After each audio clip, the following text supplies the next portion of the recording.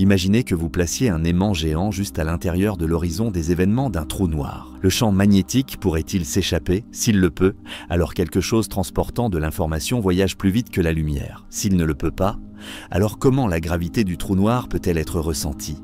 Ce paradoxe apparent se situe au cœur de l'une des questions les plus profondes de la physique moderne. Les trous noirs sont définis par leur horizon des événements, une frontière au-delà de laquelle rien, pas même la lumière, ne peut s'échapper. Pourtant, ces mêmes objets exercent une attraction gravitationnelle puissante qui affecte tout dans leur voisinage. Comment la gravité peut-elle sortir si la lumière ne le peut pas? La réponse à cette question révèle quelque chose de fondamental sur la nature de la gravité elle-même, sur la structure de l'espace-temps et sur les limites de notre compréhension physique. Elle nous force à confronter la différence entre la gravité et toutes les autres forces et à reconnaître que notre intuition quotidienne sur la façon dont les forces fonctionnent s'effondre face aux phénomènes les plus extrêmes de l'univers. Pour comprendre ce paradoxe, nous devons d'abord établir précisément ce que nous entendons quand nous disons que rien ne peut échapper à un trou noir. L'horizon des événements est une surface dans l'espace-temps où la vitesse de libération, la vitesse nécessaire pour échapper à l'attraction gravitationnelle,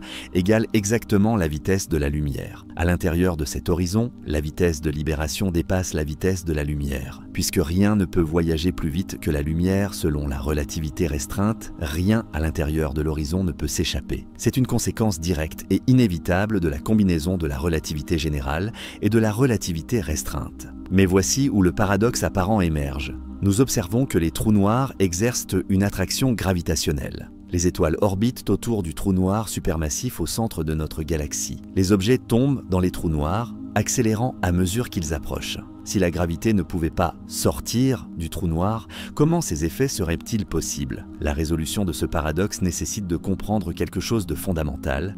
La gravité n'est pas une force dans le même sens que l'électromagnétisme ou les forces nucléaires. C'est une manifestation de la géométrie de l'espace-temps lui-même. Cette distinction, révélée par la théorie de la relativité générale d'Einstein, est la clé pour comprendre comment les trous noirs peuvent attirer, sans que rien n'ait besoin de s'échapper de l'horizon. En 1915, Albert Einstein a publié sa théorie de la relativité générale, révolutionnant notre compréhension de la gravité. Selon cette théorie, la gravité n'est pas une force mystérieuse agissant instantanément à travers l'espace, comme Newton l'imaginait. Au lieu de cela, la masse et l'énergie courbent l'espace-temps, le tissu quadridimensionnel qui unifie l'espace et le temps. Les objets en chute libre ne ressentent aucune force gravitationnelle. Ils suivent simplement les trajectoires les plus droites possibles, appelées géodésiques, à travers cet espace-temps courbé. Quand vous tombez, vous ne ressentez aucune force vers le bas. C'est seulement quand quelque chose, comme le sol, interrompt votre chute libre que vous ressentez une force.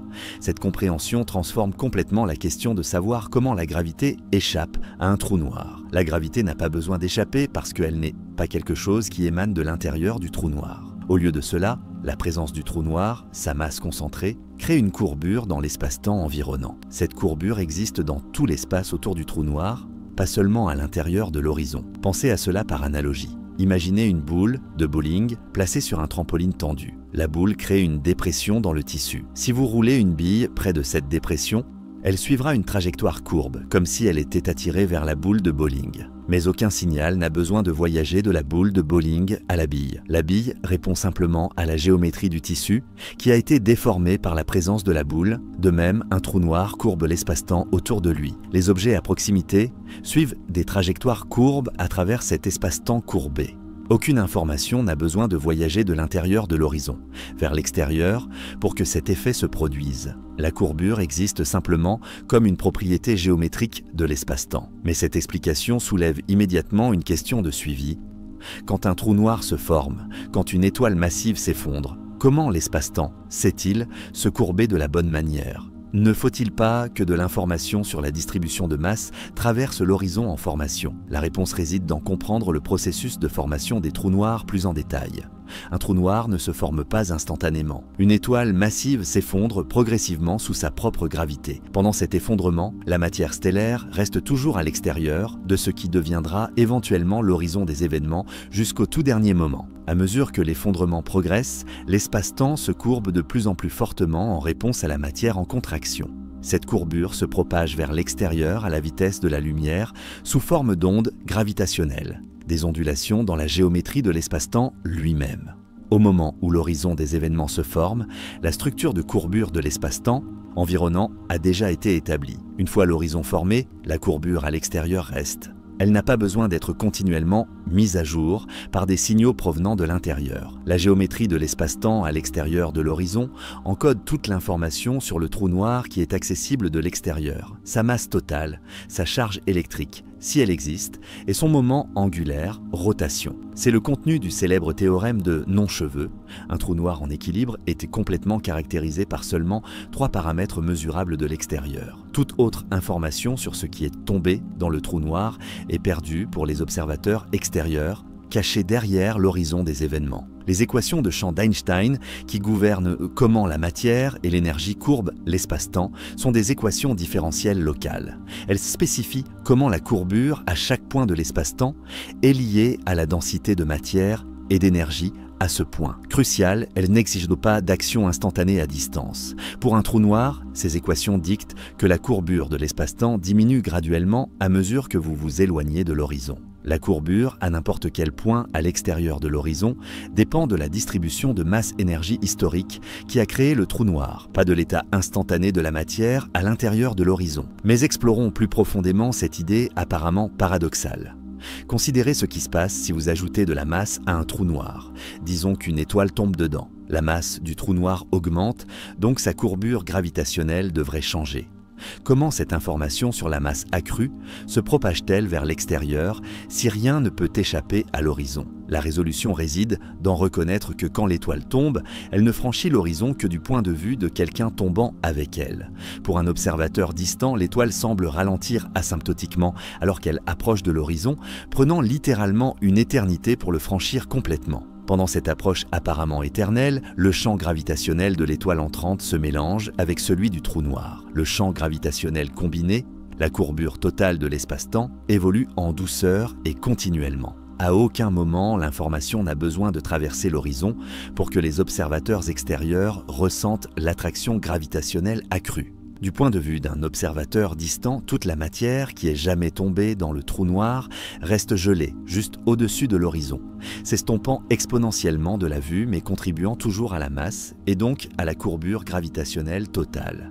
Cette image gelée, bien que techniquement correcte d'un certain point de vue de référence, peut être trompeuse car elle suggère que la matière n'est jamais réellement entrée. Mais du point de vue de la matière tombante, elle franchit certainement l'horizon et atteint la singularité en un temps propre fini. Ces perspectives apparemment contradictoires, la matière franchit l'horizon instantanément de son propre point de vue, mais prend une éternité du point de vue d'un observateur distant, sont toutes deux valides. C'est une conséquence profonde de la relativité. Différents observateurs expérimentent différentes séquences d'événements, et il n'y a pas de notion absolue de simultanéité. Mais revenons à notre question originale sur le magnétisme. Si vous placiez un aimant à l'intérieur de l'horizon, son champ magnétique pourrait-il être détecté de l'extérieur? La réponse est non, et cela ne viole aucune loi physique, parce que le champ magnétique, comme la lumière, est un phénomène électromagnétique qui se propage à la vitesse de la lumière. Les champs électromagnétiques sont médiatisés par des photons,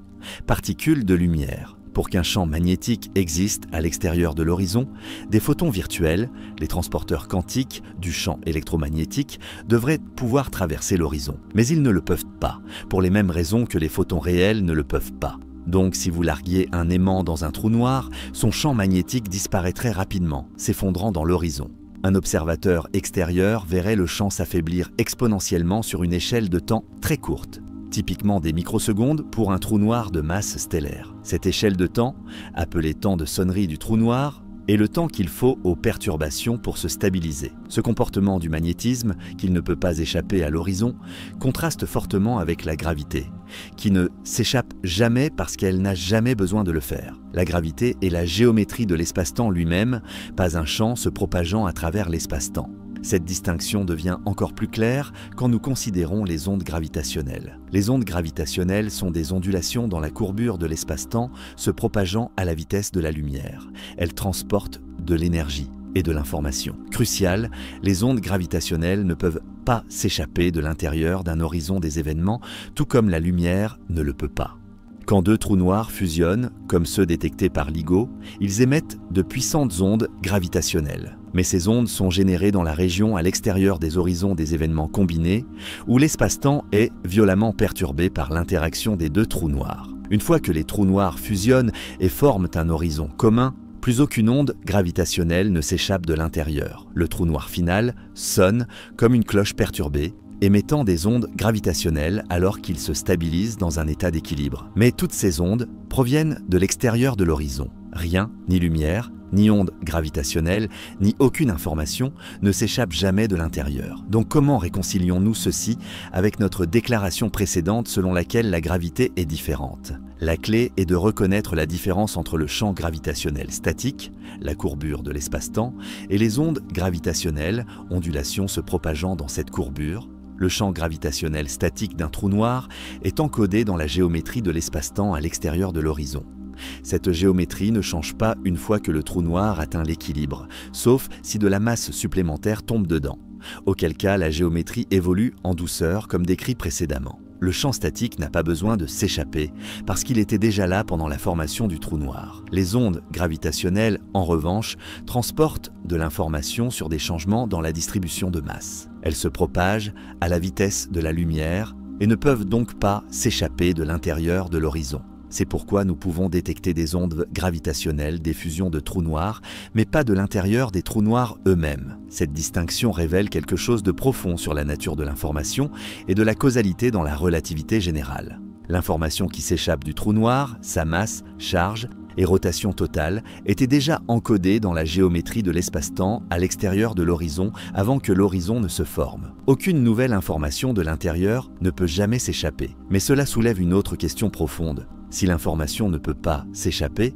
que se passe-t-il avec toute l'information sur la matière qui tombe dans le trou noir? Cette question est au cœur du célèbre paradoxe de l'information des trous noirs, formulé par Stephen Hawking dans les années 1970. La mécanique quantique stipule que l'information ne peut jamais être vraiment détruite, les états quantiques évoluant de manière unitaire, préservant l'information. Mais si un trou noir avale de l'information puis s'évapore finalement via le rayonnement de Hawking, qui est thermique et aléatoire, où va l'information? Ce paradoxe a déconcerté les physiciens pendant des décennies. Hawking a initialement soutenu que l'information est détruite, violant la mécanique quantique. Plus tard, il a reconnu qu'il avait probablement tort, mais la résolution exacte reste débattue. La plupart des physiciens croient maintenant que l'information est d'une manière ou d'une autre préservée, peut-être encodée dans le rayonnement de Hawking de manière subtile et hautement corrélée. Des développements récents dans la théorie des cordes et la correspondance ADS-CFT suggèrent que l'information pourrait être codée sur l'horizon des événements lui-même,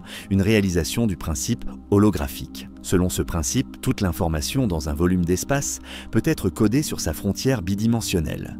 Si c'est correct, alors l'information sur la matière tombant dans un trou noir serait inscrite sur l'horizon des événements, où elle pourrait éventuellement être récupérée par le rayonnement de Hawking. Mais cela ne change pas le fait fondamental que rien de l'intérieur de l'horizon ne peut communiquer avec l'extérieur. La distinction entre gravité et autres forces devient encore plus claire quand nous considérons la théorie quantique des champs. L'électromagnétisme, les forces nucléaires faibles et fortes, toutes ces forces fondamentales sont médiatisées par des particules porteuses appelées bosons de jauge. Les photons transportent la force électromagnétique, les bosons W et Z transportent la force faible et les gluons transportent la force forte. Ces particules porteuses se propagent à travers l'espace-temps, voyageant de leur source aux objets qu'elles affectent. C'est pourquoi ces forces ne peuvent pas échapper d'un trou noir. Leurs particules porteuses ne peuvent pas traverser l'horizon des événements. La gravité, dans la relativité générale, n'est pas médiatisée par des particules se propageant à travers l'espace-temps. C'est une propriété de l'espace-temps lui-même. Il n'y a pas de graviton portant la force gravitationnelle de l'intérieur du trou noir vers l'extérieur, bien que les gravitons soient prédits, exister comme transporteurs quantiques des ondes gravitationnelles qui ne peuvent effectivement pas échapper à l'horizon. Cette différence fondamentale est pourquoi la gravité semble si différente des autres forces et pourquoi elle a été si difficile à quantifier. Toutes les tentatives de créer une théorie quantique de la gravité cohérente avec la mécanique quantique et la relativité générale ont rencontré des défis profonds. La théorie des cordes, la gravité quantique à boucle et d'autres approches de la gravité quantique offrent différentes perspectives sur comment résoudre ces défis. Mais toutes doivent s'accorder sur le comportement classique de la gravité décrit par la relativité générale, y compris le fait que les trous noirs exercent une attraction gravitationnelle sans que rien n'ait besoin de s'échapper de l'horizon. Explorons maintenant une manière plus mathématiquement précise de comprendre pourquoi la gravité ne nécessite pas d'échapper. Les équations de champ d'Einstein peuvent être écrites comme G ancien, bas 8pg C4 Tm où G n est le tenseur d'Einstein décrivant la courbure de l'espace-temps et Tm est le tenseur énergie-impulsion décrivant la distribution de matière et d'énergie.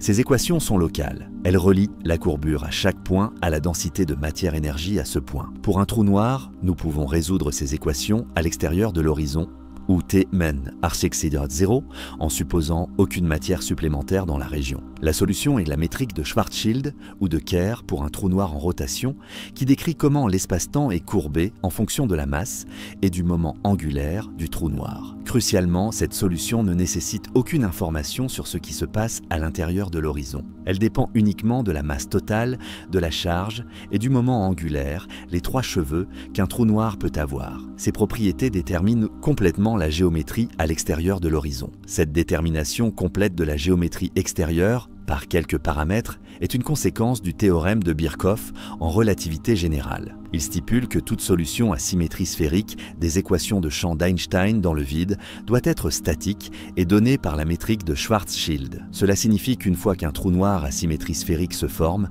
son champ gravitationnel externe est complètement déterminé par sa masse seule. Pour les trous noirs en rotation, un théorème similaire s'applique. La solution est uniquement déterminée par la masse et le moment angulaire. Ces théorèmes garantissent mathématiquement que le champ gravitationnel externe est indépendant des détails de ce qui se passe à l'intérieur de l'horizon. Mais qu'en est-il des changements dynamiques? Supposons que deux masses à l'intérieur de l'horizon orbitent l'une autour de l'autre. Créerait-elle des ondes gravitationnelles qui s'échappent? La réponse est non.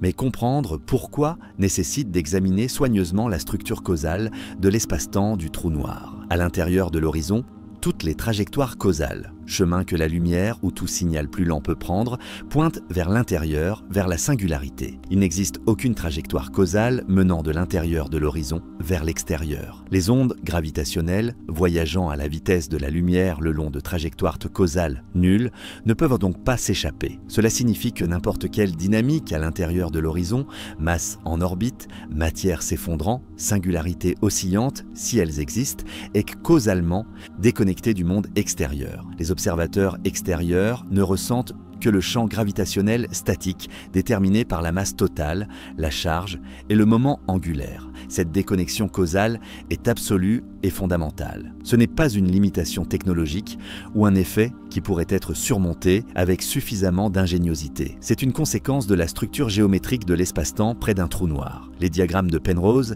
développés par Roger Penrose, fournissent une manière puissante de visualiser cette structure causale. Ces diagrammes représentent tout l'espace-temps sur un diagramme fini, avec les rayons lumineux tracés à 45 degrés. Dans un tel diagramme, l'horizon des événements apparaît comme une frontière séparant les régions de l'espace-temps qui peuvent communiquer de celles qui ne le peuvent pas. Une fois que quelque chose traverse l'horizon, apparaît à l'intérieur de cette frontière, tous ces futurs cônes de lumière, toutes les trajectoires causales possibles qu'il pourrait suivre, sont contenus à l'intérieur de l'horizon. Il n'y a littéralement aucun chemin géométrique menant vers l'extérieur. La géométrie elle-même garantit que l'évasion est impossible. Cette impossibilité est géométrique est pourquoi nous pouvons dire avec certitude absolue que rien ne peut échapper d'un trou noir. Ce n'est pas basé sur notre technologie actuelle ou compréhension. C'est une conséquence mathématique de la structure de l'espace-temps décrite par la relativité générale, qui a été testée et confirmée dans d'innombrables expériences. Mais la gravité elle-même n'a pas besoin d'échapper précisément parce qu'elle est cette structure géométrique. Dire que la gravité échappe d'un trou noir serait comme dire que la forme d'une colline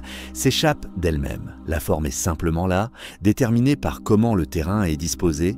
De même, la courbure gravitationnelle est simplement là, déterminée par comment la masse et l'énergie est distribuée dans l'espace-temps. Cette compréhension a des implications profondes pour notre compréhension de la causalité et de l'information. Dans la physique pré-relativiste, nous imaginions que les forces agissaient à distance, que les objets pouvaient instantanément s'influencer mutuellement à travers l'espace vide. Newton lui-même était troublé par cette action fantôme à distance dans sa propre théorie de la gravité. La relativité spéciale a interdit l'action instantanée à distance, exigeant que toute influence se propage au plus à la vitesse de la lumière. Mais la relativité générale est allée plus loin, montrant que la gravité n'est pas du tout une force se propageant, c'est la géométrie dans laquelle tous les autres phénomènes physiques se produisent. Cette dissolution de la gravité en géométrie résout le paradoxe de comment les trous noirs peuvent attirer sans queue.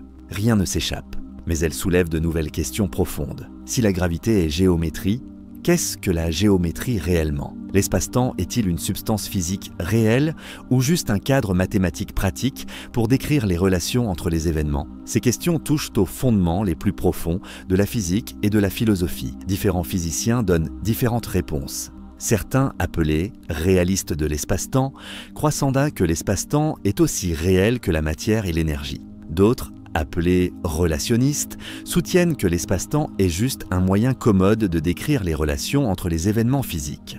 Quelle que soit votre position philosophique, les mathématiques de la relativité générale sont claires. Les trous noirs courbent l'espace-temps, cette courbure détermine comment les objets se déplacent et aucune information de l'intérieur de l'horizon ne peut influencer le monde extérieur. La gravité fonctionne parce que l'espace-temps est courbé, pas parce que quelque chose s'échappe du trou noir.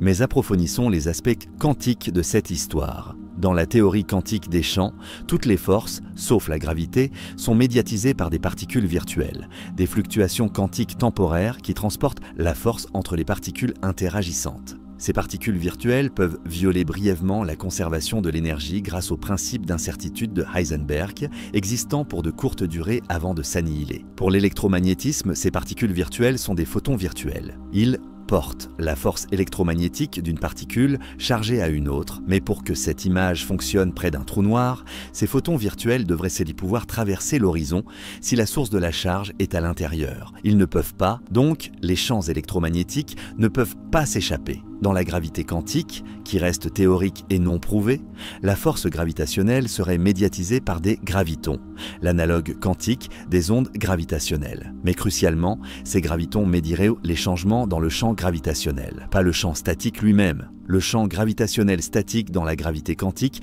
serait toujours encodé dans la géométrie de fond de l'espace-temps. Les gravitons ne porteraient que des informations sur comment cette géométrie change. Puisque les gravitons voyagent à la vitesse de la lumière, ils ne peuvent pas échapper d'un trou noir, seulement le champ statique est là, sans avoir besoin de s'échapper. Cette distinction entre médiation de champs statiques et dynamiques est cruciale. Les champs électriques et magnétiques statiques sont également médiatisés dans un sens par des photons virtuels. Mais ces photons n'ont pas besoin de voyager depuis une source vers une cible. Ils représentent l'état du champ quantique partout dans l'espace. De même, le champ gravitationnel statique représente la géométrie de l'espace-temps, pas quelque chose se propageant à travers lui. Mais la gravité quantique reste hautement spéculative. Nous n'avons pas de théorie confirmée expérimentalement, unifiant la mécanique quantique et la relativité générale. Différentes approches, théorie des cordes, gravité quantique à boucle, géométrie non commutative et autres offrent différentes images de comment la gravité fonctionne au niveau quantique. Pourtant, toutes ces approches doivent s'accorder sur le comportement classique décrit par la relativité générale dans les situations où la gravité quantique n'est pas importante. Et la relativité générale est sans ambiguïté. Les trous noirs courbent l'espace-temps, cette courbure affecte tout à l'extérieur de l'horizon et rien de l'intérieur ne peut communiquer avec l'extérieur. Les observations récentes ont fourni des confirmations spectaculaires de ces prédictions. l'Event Horizon Telescope a imagé l'ombre d'un trou noir supermassif au centre de la galaxie M87 en 2019, montrant une région sombre entourée d'un anneau de lumière brillante. Cette ombre est exactement ce que la relativité générale prédit. Elle représente l'horizon des événements et la région juste à l'extérieur où les photons peuvent orbiter le trou noir avant de s'échapper ou de tomber dedans. Les dimensions de cette ombre et la structure de l'anneau lumineux correspondent précisément aux prédictions basées sur la masse du trou noir déduite de ses effets gravitationnels sur les étoiles et le gaz environnant. Cette cohérence confirme que notre compréhension de la gravité des trous noirs, comment ils courbent l'espace-temps et affectent la matière à proximité, est fondamentalement correcte. Les détecteurs d'ondes gravitationnelles LIGO et Virgo ont observé des dizaines de fusions de trous noirs, détectant les ondes gravitationnelles émises alors que ces objets massifs spiralent ensemble et fusionnent. Les formes d'ondes détectées correspondent aux prédictions de la relativité générale avec une précision extraordinaire, confirmant notre compréhension de comment les trous noirs se comportent dynamiquement. Ces détections révèlent quelque chose de crucial pour notre question. Les ondes gravitationnelles des fusions de trous noirs proviennent entièrement de la région à l'extérieur des horizons combinés. À mesure que les trous noirs spiralent ensemble, l'espace-temps à l'extérieur de leurs horizons est violemment perturbé, créant de puissantes ondulations qui se propagent vers l'extérieur à la vitesse de la lumière. Une fois que les horizons fusionnent, formant un seul horizon plus grand, le signal d'onde gravitationnelle change de caractère. Le trou noir final sonne comme une cloche perturbée, émettant des ondes gravitationnelles alors qu'il se stabilise. Mais toutes ces ondes de sonnerie proviennent également de l'extérieur de l'horizon. Rien de l'intérieur ne contribue jamais au signal détecté. Cette observation directe d'ondes gravitationnelles confirme que tandis que les ondulations dynamiques dans l'espace-temps ne peuvent pas s'échapper de l'intérieur d'un horizon, le champ gravitationnel statique à l'extérieur persiste, déterminé par la masse et le moment angulaire totaux du système. La distinction entre champ statique et dynamique apparaît également dans d'autres contextes physiques. Considérez un fil portant un courant électrique constant. Il crée un champ magnétique statique autour de lui. Ce champ est porté en un sens par des photons virtuels. Mais ces photons n'ont pas besoin de voyager constamment depuis le fil. Le champ existe simplement comme une propriété de l'espace autour du fil. Maintenant, si vous changez le courant, le faisant augmenter ou diminuer ou s'inverser, cette modification se propage vers l'extérieur sous forme d'ondes électromagnétiques, lumière, à la vitesse de la lumière. Les changements dans le champ doivent se propager causalement, mais le champ statique n'a pas besoin de se propager, il est simplement présent en vertu de la configuration de charge. De même, le champ gravitationnel statique d'un trou noir est présent en vertu de sa masse, charge et moment angulaire. Les changements dans ses propriétés, causés par la matière tombant dedans, se propagent vers l'extérieur, comme des ondulations dans la géométrie de l'espace-temps, des ondes gravitationnelles. Mais le champ lui-même n'a pas besoin de se propager parce qu'il est déjà codé dans la géométrie. Cette compréhension nous aide également à résoudre une autre question apparemment paradoxale. Si vous lanciez une balle électriquement chargée dans un trou noir, que se passerait-il avec sa charge électrique? Le trou noir deviendrait-il chargé? La réponse est oui, mais d'une manière qui ne viole pas la causalité. Quand la balle chargée approche de l'horizon, son champ électrique se mélange avec celui du trou noir, qui pourrait avoir déjà une certaine charge ou pourrait être initialement neutre. Du point de vue d'un observateur distant, la balle ralentit asymptotiquement en approchant de l'horizon et son champ électrique devient progressivement indiscernable du champ du trou noir. Le trou noir final a une charge électrique totale égale à sa charge originale plus la charge de la balle. Cette charge détermine le champ électrique statique à l'extérieur de l'horizon. Mais crucialement, aucune information sur les détails de la balle, sa taille, sa composition, son histoire n'est retenue. Seule la charge totale compte. Cet effacement d'informations détaillées est une autre manifestation du théorème de non-cheveux. Tous les détails complexes de ce qui tombe dans un trou noir sont perdus. Seule la masse totale, la charge totale et le moment angulaire total sont accessibles aux observateurs extérieurs. Mais qu'en est-il du spin quantique? Les particules comme les électrons ont un spin intrinsèque, un moment angulaire qui n'est pas dû à une rotation physique, mais à une propriété quantique intrinsèque. Si vous larguiez un électron dans un trou noir, que se passerait-il avec son spin?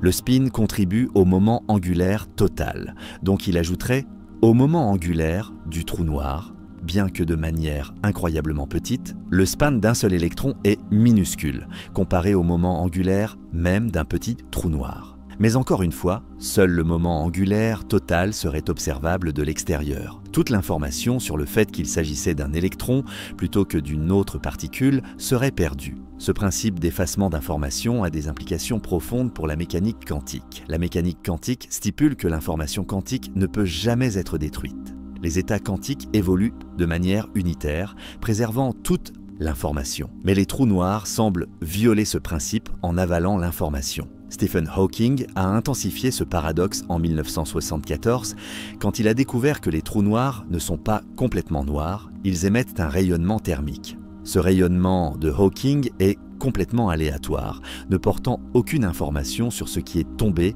dans le trou noir. Si un trou noir s'évapore finalement via ce rayonnement, toute l'information sur sa matière constituante serait apparemment perdue. Ce paradoxe de l'information a tourmenté les physiciens théoriques pendant des décennies. Hawking a initialement soutenu que l'information est réellement détruite, violant la mécanique quantique, mais la plupart des physiciens trouvaient cela inacceptable. Abandonner l'évolution unitaire ruinerait les fondements de la théorie quantique. Des développements récents suggèrent que l'information est probablement préservée d'une manière ou d'une autre. Le principe holographique, émergent de la théorie des cordes et confirmé par la correspondance ADS-CFT, propose que toute l'information dans un volume d'espace peut être codée sur sa frontière bidimensionnelle. Pour un trou noir, cela signifierait que toute l'information sur la matière qui est tombée est codée sur l'horizon des événements lui-même. Le rayonnement de Hawking, bien qu'il apparaisse thermique et aléatoire localement, pourrait porter cette information de manière subtile et hautement corrélée. Récupérer l'information nécessiterait de collecter et d'analyser tout le rayonnement de Hawking, une tâche pratiquement impossible mais théoriquement possible. Cette résolution potentielle du paradoxe de l'information ne change pas le fait fondamental que rien de l'intérieur de l'horizon ne peut communiquer directement avec l'extérieur. L'information s'échappe, si elle s'échappe, uniquement par le processus quantique subtil du rayonnement de Hawking émis juste à l'extérieur de l'horizon. Le rayonnement de Hawking lui-même illustre une subtilité importante sur les horizons des événements. Ils ne sont pas des surfaces physiques solides, mais des frontières dans l'espace-temps. Un observateur tombant à travers un horizon, d'un trou noir suffisamment grand, ne ressentirait rien de spécial au moment du franchissement. Localement, l'espace-temps semble lisse et vide. C'est seulement la structure causale globale qui rend l'horizon spécial, le fait que les trajectoires causales futures à l'intérieur ne peuvent jamais mener vers l'extérieur. Cette nature globale, plutôt que locale de l'horizon, a des implications pour comment nous pensons sur l'information et la gravité. Le champ gravitationnel que nous ressentons à l'extérieur d'un trou noir n'est pas émis par quelque chose à l'horizon ou à l'intérieur. C'est une propriété de l'ensemble de l'espace-temps, déterminée par l'histoire de comment le trou noir s'est formé. Cette perspective historique est cruciale pour comprendre pourquoi la gravité fonctionne sans que rien n'ait besoin de s'échapper. Considérez une analogie.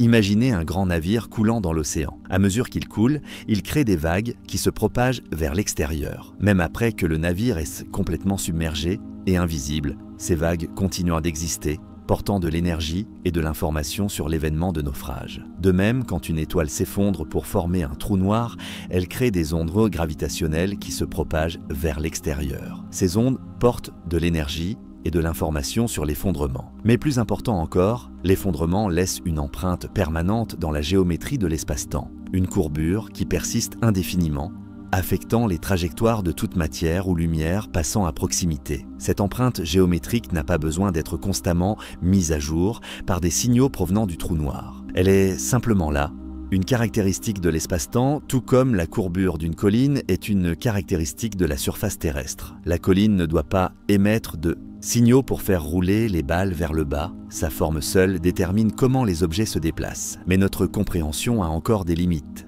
La relativité générale prédit que l'effondrement gravitationnel mène à des singularités, des points de courbure infinis où la théorie s'effondre et ne peut plus faire de prédiction. À ces singularités, notre notion de l'espace-temps lui-même se désintègre.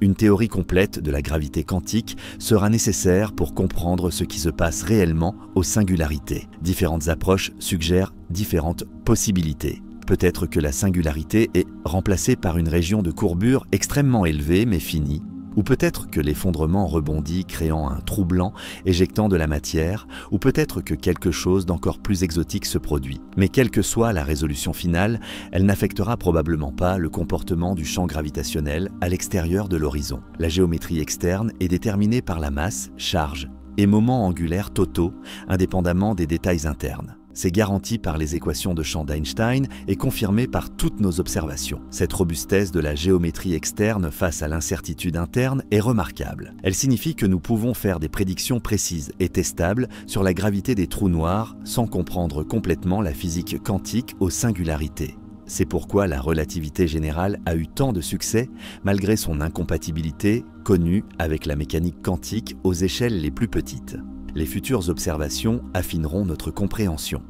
La prochaine génération de détecteurs d'ondes gravitationnelles, comme LISA, qui sera lancée dans l'espace, détectera des fusions de trous noirs supermassifs avec une précision sans précédent. Ces observations testeront la relativité générale dans le régime de champ fort plus précisément que jamais. L'Event Horizon Telescope continue d'améliorer ses capacités, promettant des images encore plus détaillées des ombres de trous noirs et de leur environnement immédiat. Ces observations pourraient révéler des écarts par rapport aux prédictions de la relativité générale qui indiquerait une nouvelle physique. Mais basée sur toutes nos observations actuelles, la relativité générale réussit brillamment à décrire la gravité des trous noirs. Et son message est clair, la gravité n'a pas besoin de s'échapper d'un trou noir parce qu'elle n'est pas quelque chose qui s'échappe. C'est la forme de l'espace-temps lui-même, déterminée par la distribution de masse et d'énergie, et persistant comme une propriété géométrique de l'univers. Cette compréhension résout le paradoxe apparent avec lequel nous avons commencé. La lumière ne peut pas échapper parce qu'elle est composée de photons,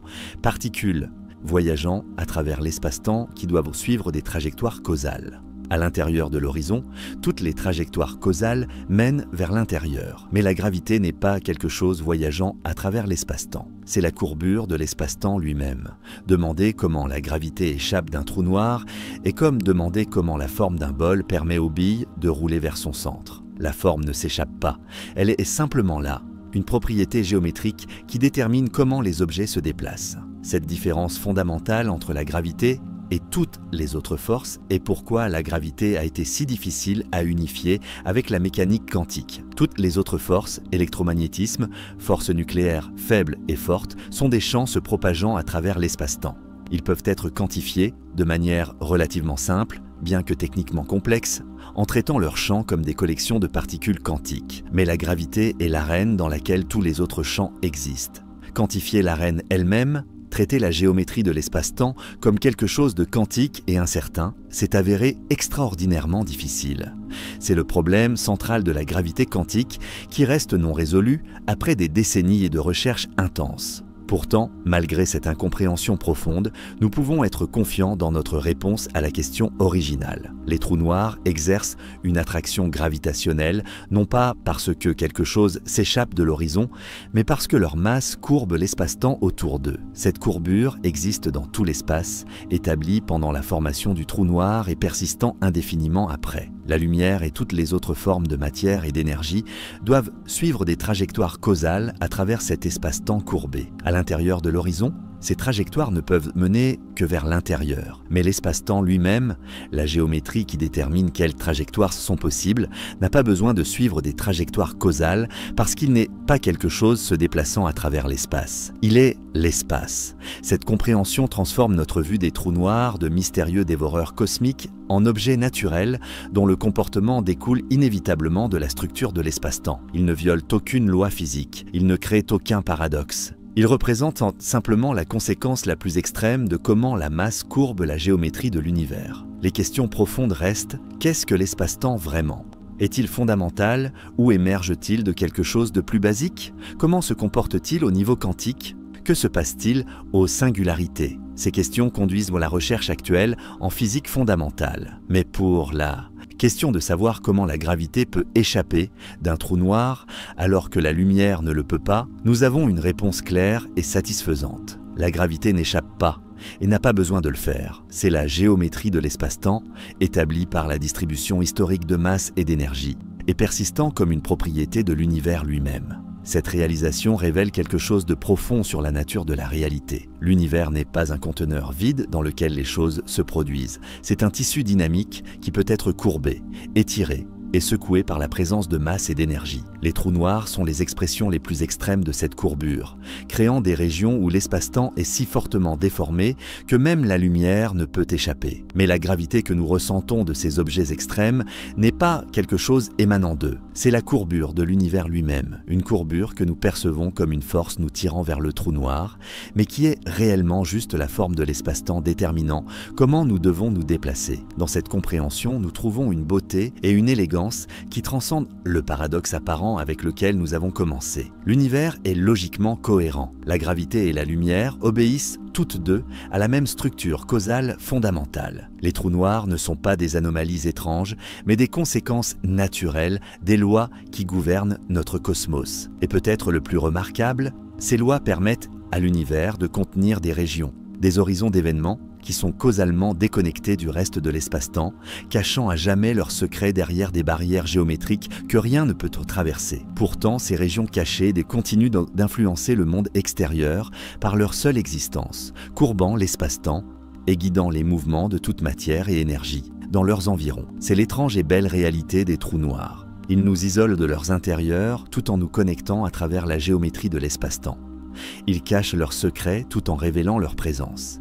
Ils piègent tout sauf leur propre influence gravitationnelle, qui n'était jamais piégée pour commencer parce qu'elle n'est pas quelque chose qui s'échappe, mais quelque chose qui est.